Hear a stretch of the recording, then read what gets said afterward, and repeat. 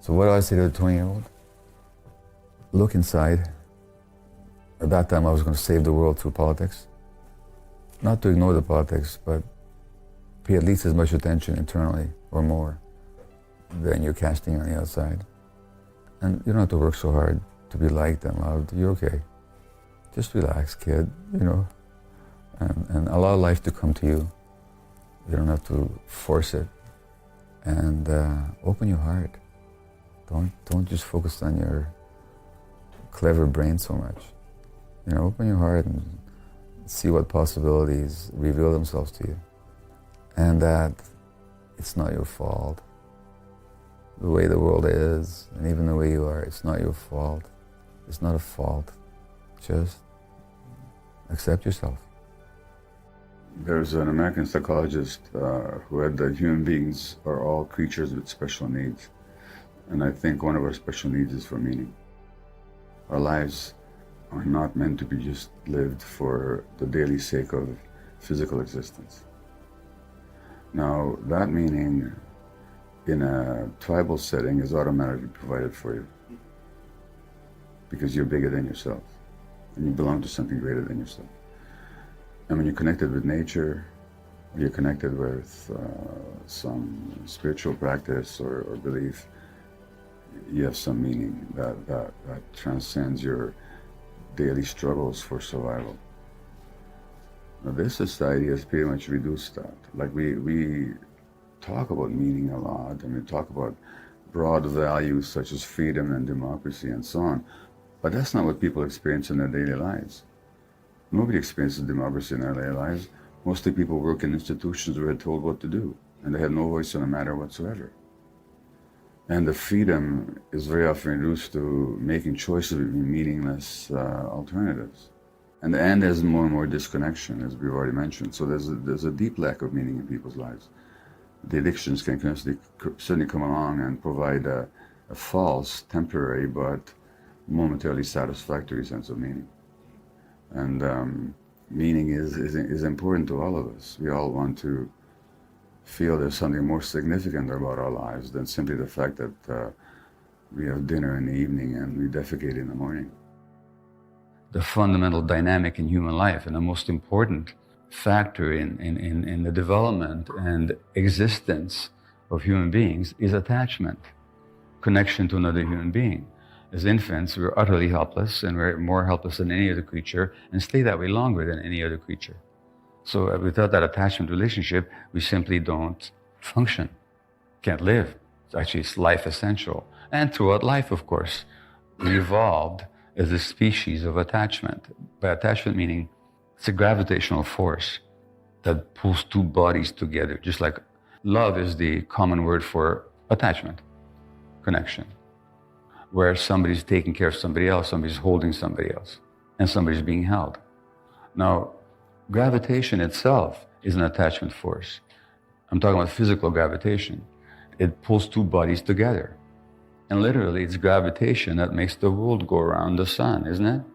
So when they say love makes the world go around, it's true in the purest physical sense. Well, it's also true in the psychological realm.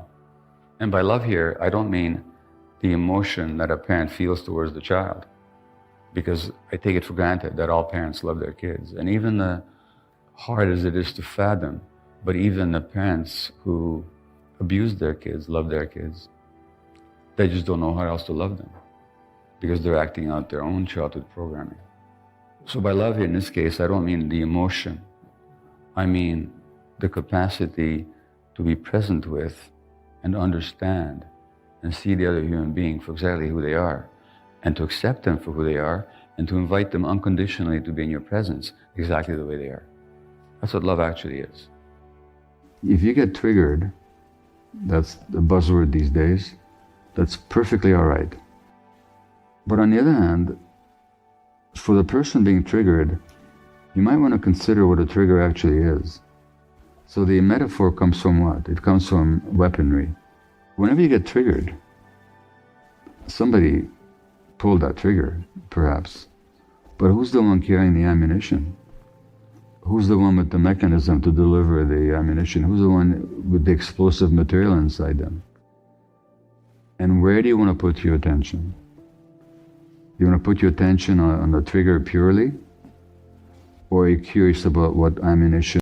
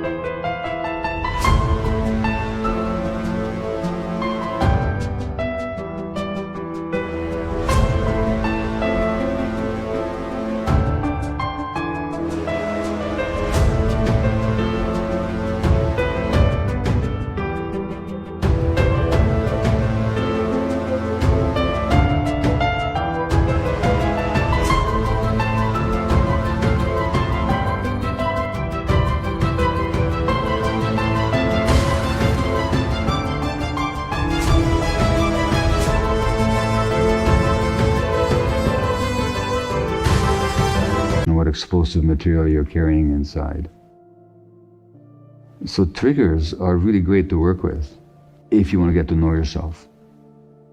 And if you don't want to get to know yourself, then what we usually do is we just resent whoever did the triggering, and that we think they did this to us. How you handle people who trigger you, that's your call. But at least know that you're the one with all the explosive inside you. And you gain so much liberation if you find out what that ammunition is and how you got it, and whether you can really diffuse it. Like you diffuse a bomb, you can actually diffuse that ammunition inside you through getting to know yourself.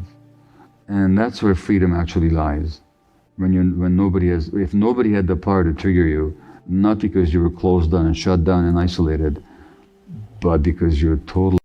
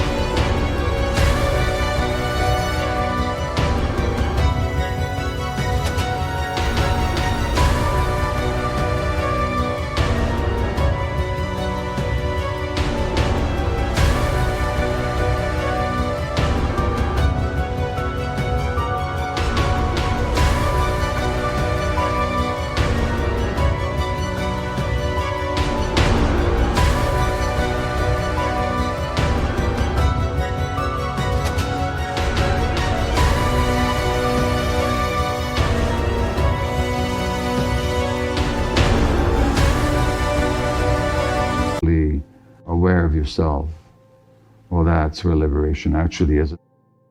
I make the distinction between blame and responsibility. Blame says that you did something that you could have done otherwise, and so therefore you're at fault. That's what blame says. Responsibility says, yes, you did this to yourself, but not consciously or deliberately. You did it because you're programmed to do it by your own childhood experience, which in turn was programmed by your parents' childhood experience. So there's nobody at fault. Everybody does their best. Well, we do pass these unconscious patterns on. And you don't blame people for having unconscious patterns. You try to make them conscious of it so they can take responsibility for it. So there's no responsibility without consciousness. And there's no blame. So I don't blame anybody for their illness. I don't blame their parents either. But I do say these unconscious patterns have been passed on, and these unconscious emotional dynamics have an impact on your physiology. That's all. And if you want to have an impact on your physiology,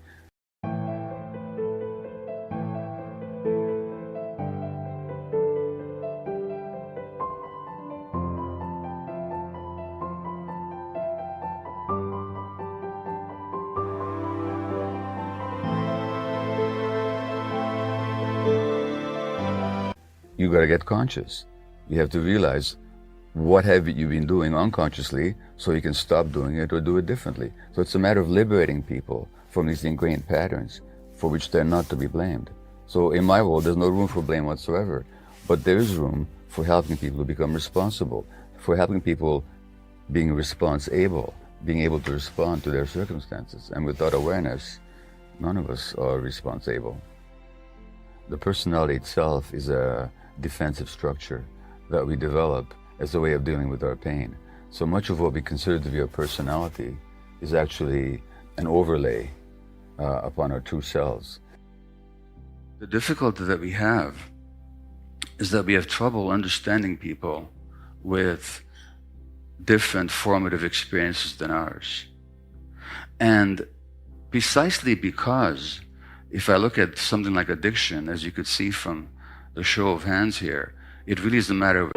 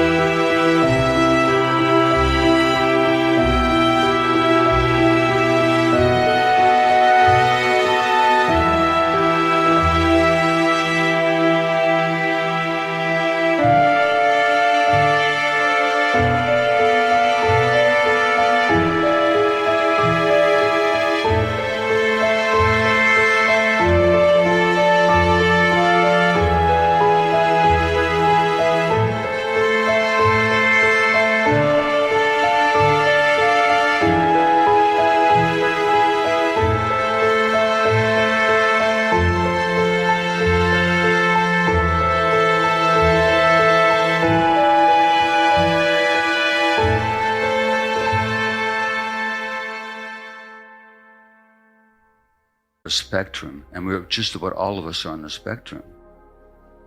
But precisely because we're all on the spectrum, and we think we could deal with this in our own life, we say, well, why couldn't they deal with it in their own life? We're full of judgment.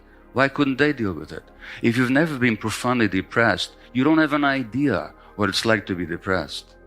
You have no idea what it's like to have life be utterly drab and meaningless and threatening, to the point that you might even want to leave life, to the point of trying to kill yourself. Because it is on a spectrum, and we've all felt down sometimes. We've all felt alienated sometimes, but we snapped out of it. And we have no idea what it's like to be deeply into it. where choice no longer exists. And so we have great difficulty understanding people whose brains give them a different experience of life. There's a lot of people out there who see the truth. Step 1, wake up early, gonna rise with the sun. Step 2, get some good, some food in you. Step 3, think real hard about what you wanna be. Step 4, everybody just do your thing. Wake up, today's gonna be a good day. Wake up, today's gonna be a good day. Wake up, today's gonna be a good day. Wake up, today's gonna be a good day. Wake up, today's gonna be a good day. Wake up, today's gonna be a good day. Wake up, today's gonna be a good day. Wake up, today's gonna be a good day. Yo, set your affirmations, aspirations. I got shit to do, the aftermath of preparation. Good food, good mood, blood in circulation. One step at a time, yeah, that's how you make it. Set a goal you control and the steps you take them. I try to pick one thought, have some concentration. And if I make a mistake, it's called education. I try to do this every day, call it replication. Wake up, today's gonna be a good day. Wake up, today's gonna be a good day. Wake up, today's gonna be a good day. Wake up, today's gonna be a good day. Wake up, today's gonna be a good day. Wake up, today's gonna be a good day. Wake up, today's gonna be a good day. Wake up, today's gonna be a good day. So life ain't easy, yo, I think there's a reason though. Ups and downs, just like every different season, yo. Sometimes I'm high, other times I'm barely breathing, though. I always gotta fight and hide from the demons, yo. Negative thoughts are poison, they rot. Head full of flies, so here come the clouds. They'll never stop unless I can swap all the bad for the good in my head when I'm lost. Yeah, so I'ma fake it till I make it. Positive thoughts are overtaken, I got patience. One day at a time is how you operate a cadence. A flow, you grow, you show yourself a foundation. Stay away from all the shit that causes temptation. I know that I like to do it cause it's sensation. I live my life in my head like a narration. Don't expect greatness, do my best, man, I'll take it. Wake up, today's gonna be a good day. Wake up, today's gonna be a good day. Wake up, today's gonna be a good day. Wake up, today's gonna be a good day. Wake up, today's gonna be a good day. Wake up, today's gonna be a good day. Wake up, today's gonna be a good day. Wake up, today's gonna be a good day. Wake up early, gonna rise with the sun. Step 2, get some good, some food in you. Step 3, think real hard about what you wanna be. Step 4, everybody just do your thing. But they don't control the media, and they don't write the scripts for most movies. So therefore, you might not get validation out there, but you have to believe in your own truth, and you have to deepen your relationship to your truth. And you'll connect with people that are also seeking the same truth as you are, even if they don't see it the way you do. So never be afraid of your own truth, and to explore it. Also, don't be afraid to let go of it if you find that there's a deeper truth that speaks to you. And at the same time, whatever you do out there in the world, do an equal amount of work internally. Because if you don't, your work in the world will not be as effective.